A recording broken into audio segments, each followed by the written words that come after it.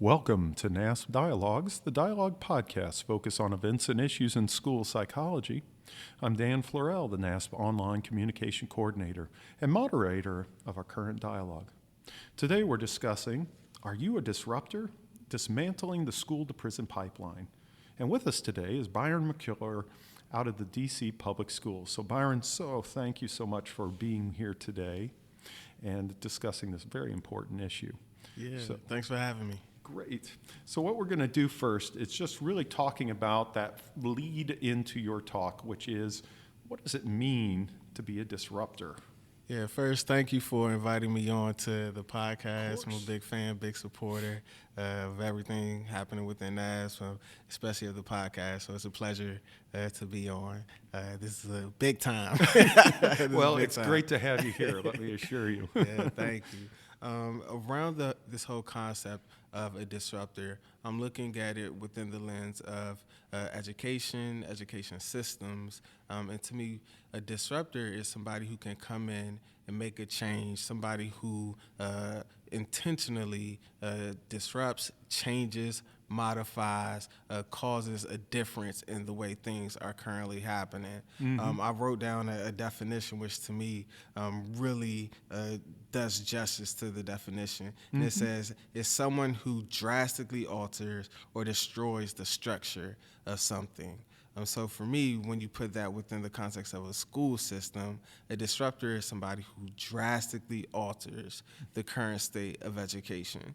And it could be a number of different things. For me, my passion, what I focus on is disrupting things such as the school-to-prison pipeline or disproportionality or inequity, those sorts of things. So I'm real big on drastically, I love that word. It just sounds so powerful, of altering the system as is. So it sounds like this is certainly a step above what we typically refer to as like an advocacy standpoint. Would you put it under advocacy, a form of advocacy, maybe a bigger form of that, or how would you kind of fit that within the advocacy framework of where the disruptor falls? That's a good question, and it's absolutely a form of advocacy. To me, advocacy is speaking up on something, making your needs known, fighting for a cause. A disruptor, they're doing the same thing, but they're looking at it from a systems level approach, and with the understanding that in order to truly advocate within a system that has been oppressive to youth of color and to people of color, that the system needs to change. So the disruptors, they're coming in and they're asking questions on how can we change systems, how can we modify policies, how can we write legislation that can influence the entire system, the entire structure. And that's where, to me, genuine change comes. So it's similar to an advocate, but looking at it from a systems level approach. Okay. Great. That's great clarification. So you had mentioned people of color, youth of color, and some of the systemic biases that are inherent in some of the systems that we have, school systems, of course, too.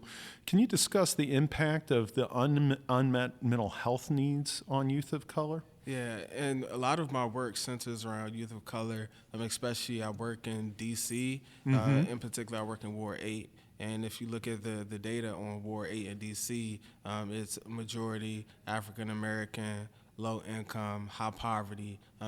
Ward 8 has the highest rate of poverty in the district. And what that means is a lot of our students who live in Ward 8 are coming into school not having their basic needs. They come into contact with high levels of lead. They don't have, we talk about Maslow's, the basic physiological needs, and they're coming into school, and they're not having those needs met, which means that they're worried about things such as safety. They're worried about getting levels of support. They're worried about where their resources are coming from.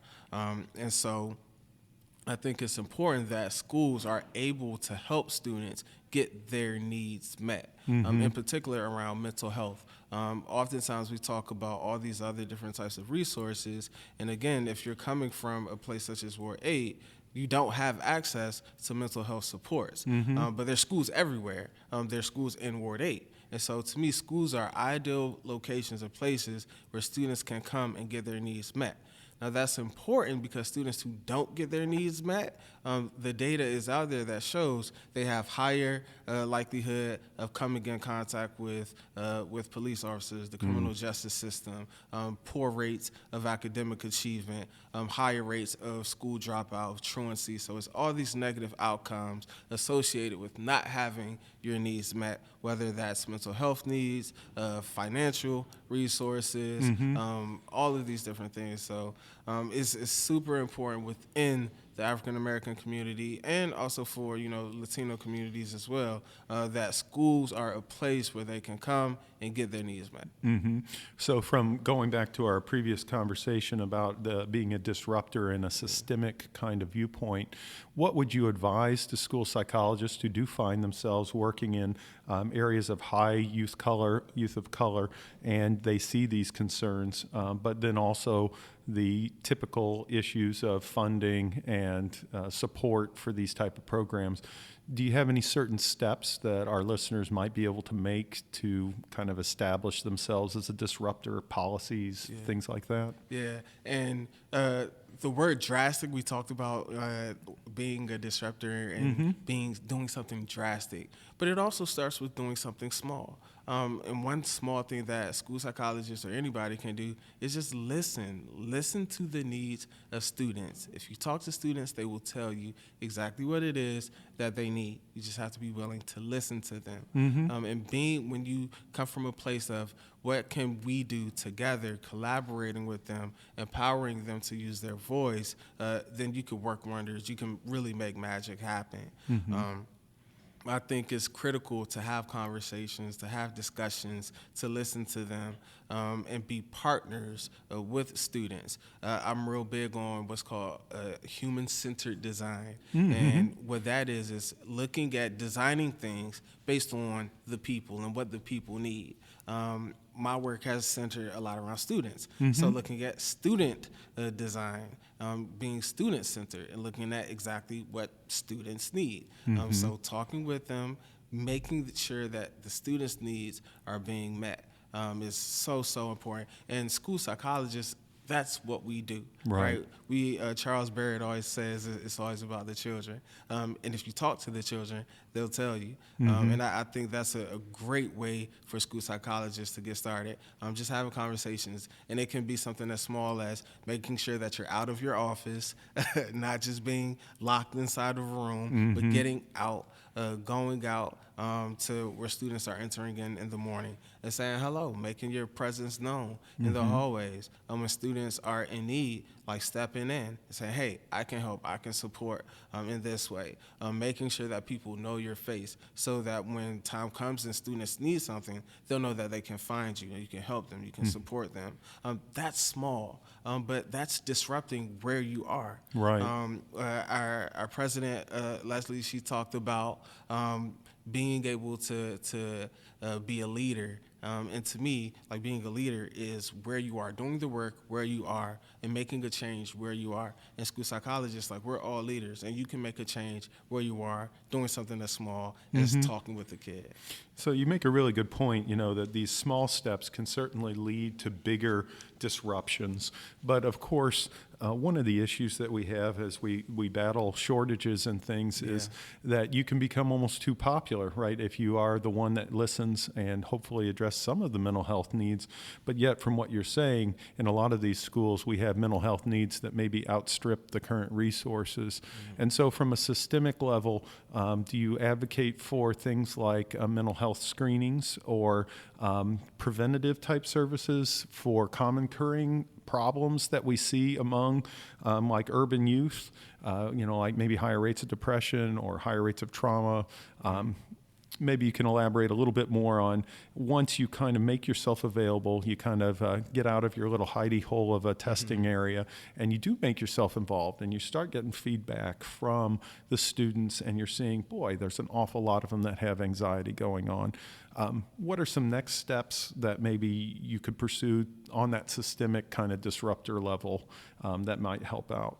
Right. Excellent question. The next steps would then be getting buy-in from your administration. So sharing the needs from your students or from community personnel and members, then taking their needs, what they want, what their desire, what their wishes are, what their concerns, what their barriers are, and sharing that with your administration, sharing that with your teacher leaders. Say, these are the concerns, these are barriers, this is what our community, what our students say that they need to support them. How can we get some of these things? They may bring you 4 or 5 different things. We may not be able to get all of them, but what's one thing that we can do right now to show that we're listening to them and we're trying to meet their needs? Working with your administration collaboratively, inviting them to meetings where you're meeting with community members, where you're meeting with students, so that they can hear directly from their needs. And then from that level, I'm happy that you mentioned the trauma in Ward 8. Our students experience significant trauma, and our district has been working to form a district-wide task force around trauma responsive schools. As a school psychologist, I was able to be part of that work. And so taking the needs from our community, from our students, even collaborating with administration, saying, this is what our students need, we think this will be effective, this will work, and sharing that with the key decision makers. This is what trauma responsive school has to have. It has to have these components based on what our students are saying. And so once you, again, going back to that student center, once you empathize, you build, you learn, share that information with the key stakeholders, and then plan collaboratively to make sure that their needs are being met. Right. And I think that's an important thing for our listeners to kind of take in, that really this prevention is going to be that first approach. And of course, the whole thing is in the title of prevention, and preventing some of these issues that lead rise to this school to prison pipeline, which is kind of what we're going to get into next. Unfortunately, we know that there's a lot of populations and youth of color that are not receiving that preventative effort. And instead, you have issues like racial disproportionality. So could you talk a little bit more about what is racial disproportionality and maybe its impact? Yeah, I define racial disproportionality as over and under. Overrepresentation or even underrepresentation of one particular group in a particular category. So, for example, it can be, let's say, youth of color, African American boys could be overrepresented in the rate of referrals to special education in comparison to their counterparts, let's say white male students. That's an overrepresentation. That's disproportionate. Right. If it was proportionate, we're talking about is even.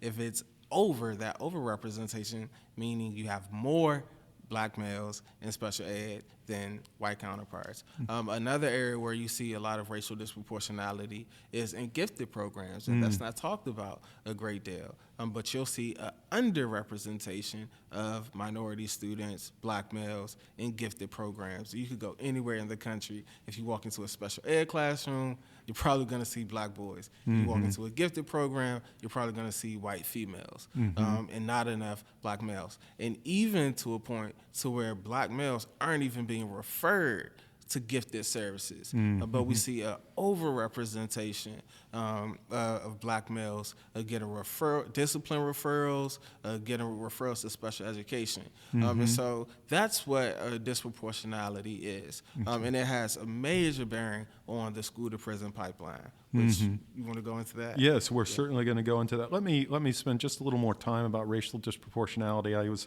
asked to do a workshop on that issue back in Kentucky, and as I started poking into it, it got me to thinking, because our state, and I think there are other states out there that define it as a rigid kind of proportion, like 15%. Population, 15% should be represented. And unfortunately, at least in our state, it's having, when you were talking about underrepresentation, it wasn't just for gifted and talented, it was actually underrepresentation for children, African-American males who maybe needed those services, but because they'd already reached their numbers, schools kind of bent over backwards to not provide them services. And it leads to this tricky, as I was looking a little further into the research, of the tricky issue of how do we disentangle race, ethnicity from poverty effects and some of the other backgrounds that you were talking about, like, lead paint exposure. And so could you be on the face of it, disproportional. But when you dig down deeper into some of these factors that can, be problematic for individuals who are living in high poverty areas, just naturally leading from another factor of like skin color to a disproportional. And I don't know if that level of discussion, is that something that's also part of this whole thing, or should we still kind of focus on that strict, this is the population, that's what should be reflected in special education or gifted? Yeah, it's a complicated situation. It's very complex as well. I know that there was a court case down in Texas, and I believe it went to the Supreme Court. Dealing with the amount of youth of color being referred to special education. And some places are putting caps on these things. So it's a battle, right? It's, do we make the referrals to special education and run the risk of over-identifying versus we know that kids may actually need services, but we run the risk of, is this quoted? And so it's complex. Yeah. I'm a firm believer, again, going back to Charles Barrett, it's always about the children and doing what's in the best interest of children. And again, advocating, disrupting to make sure that their needs are being met. So if there are these racist policies in place that are preventing kids from getting the services that they need, it needs to be examined. If it means that kids aren't getting services that they should be getting or that they should be entitled to, then that needs to be examined as well. Right. But we have to make sure whatever side of that discussion you stand on, making sure that you're putting children first and doing what's in the best interest of the children.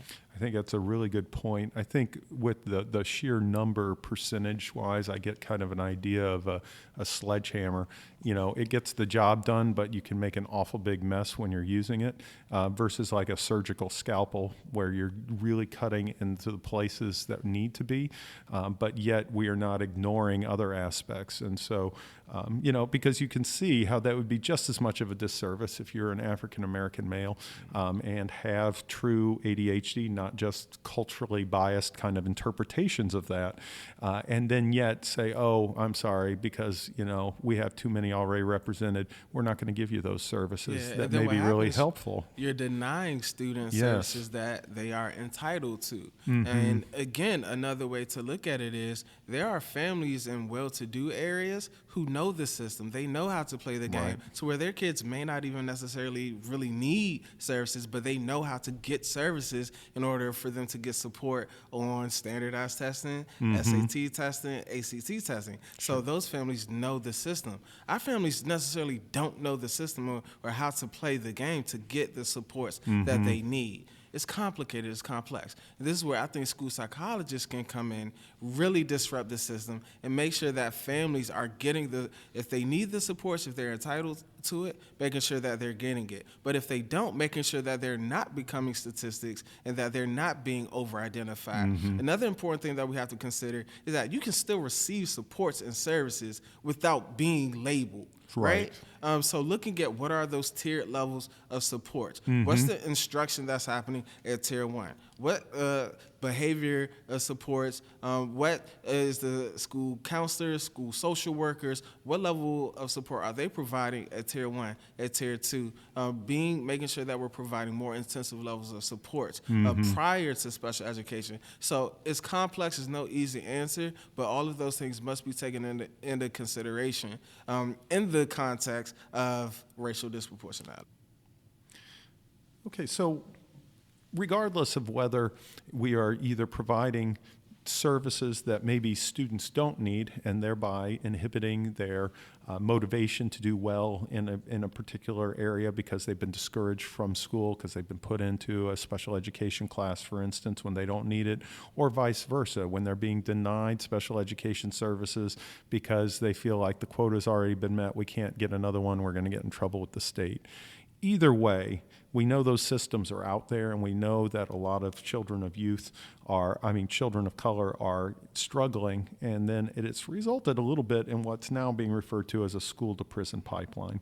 Can you elaborate a little bit more about what we're talking about when we mean school-to-prison pipeline? Yeah, absolutely. So my belief is the school-to-prison pipeline is this pipeline, this pathway of students entering into school, not having their needs met, and then they come into contact with the criminal justice system.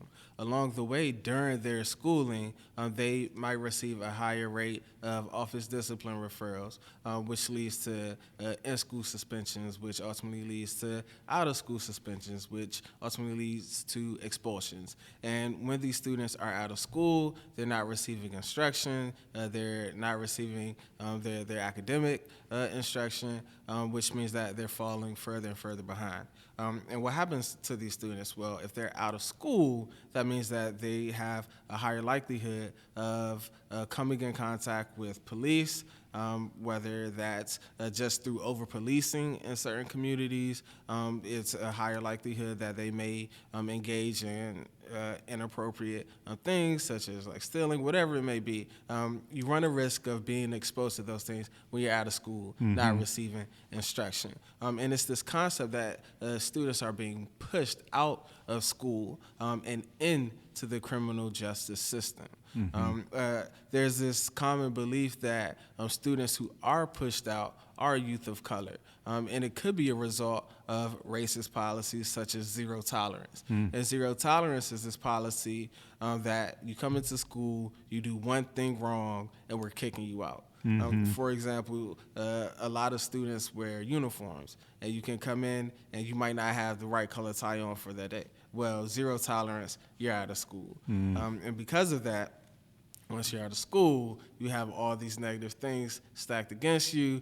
Again, more likelihood that you interact with the criminal justice system, and you're pushed into that direction.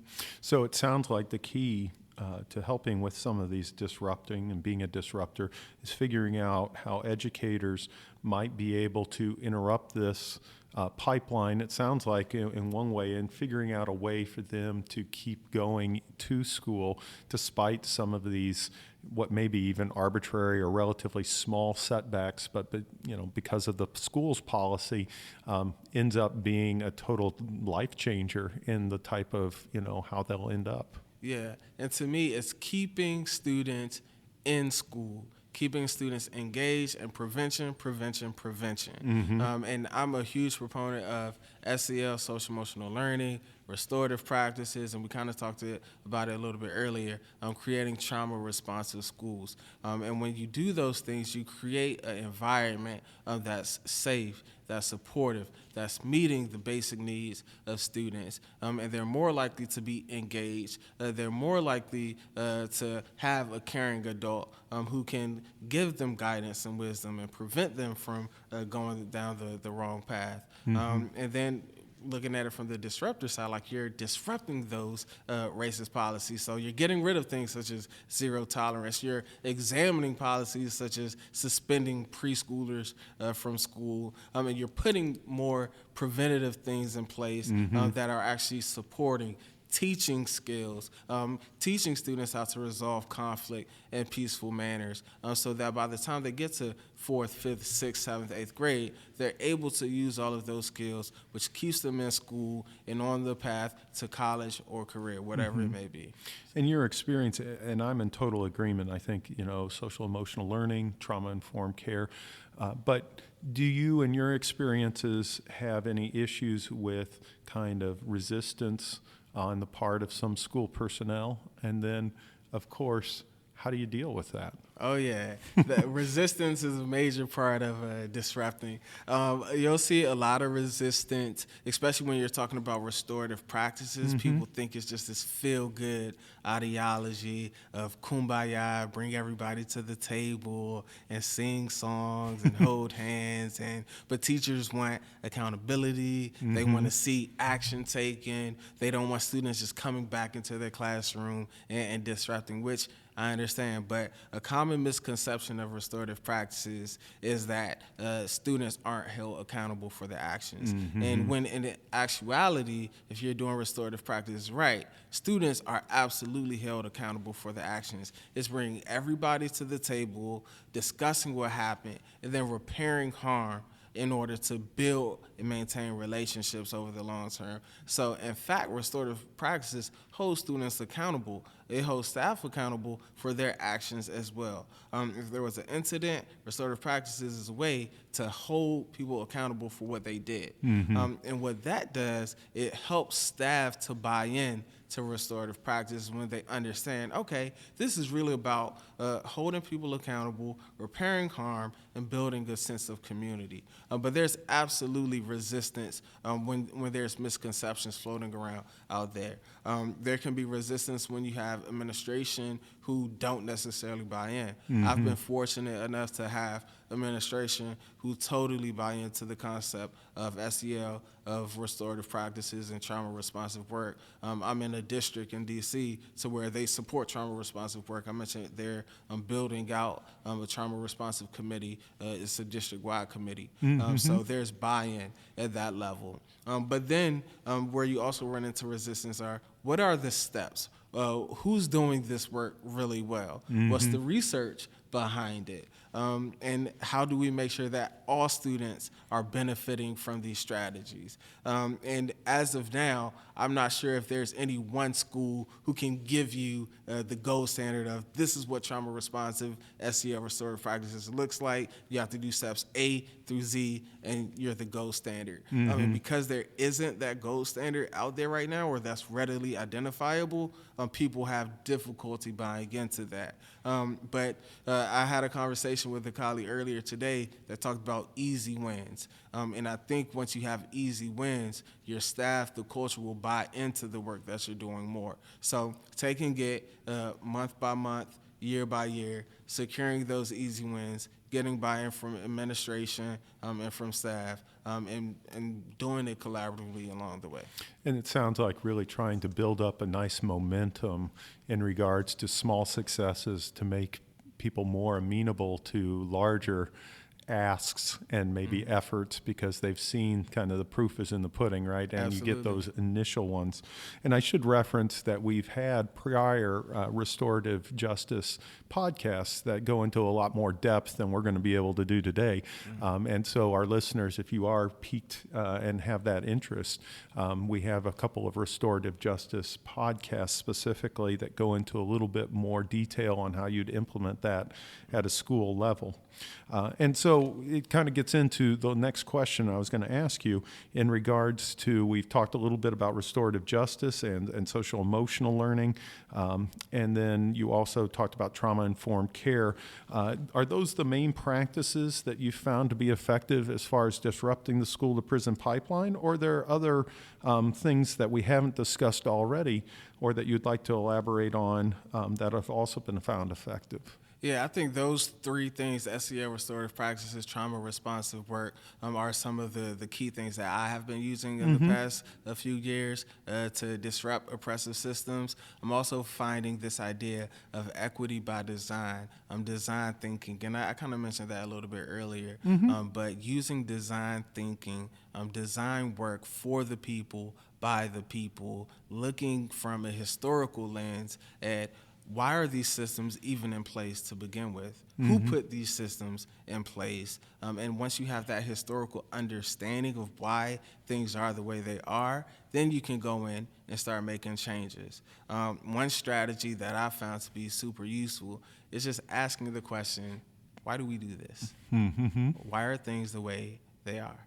And most people will say, because that's the way we've always done it. Right. And just because that's the way you've always done it doesn't mean it's effective. You're going to get favorable results. So being able to ask a question, it may seem small, but it can make your team start to have the conversation to examine, hey, just because we've always done it this way doesn't mean it's effective. And then you may find out that it was put in place to be oppressive. So disrupting that, changing that policy that you've done just for the sake of doing it, that's a major disruption to the system right there. Asking a question, why are we suspending kids? And really thinking why. Is it to be punitive? Are kids actually changing? Are kids' behaviors being modified through suspensions? If no, then look at changing the system. Right. But it starts by asking the right questions. That's one of the best strategies to disrupting oppressive systems. And it's so simple, so easy. Anybody could do it. So to all the listeners in your next meeting, just ask a question. Why are we doing this? Right. Or why do we do this? It's almost like the old question about if a person from Mars came down and you were trying to explain why the system is the way it is.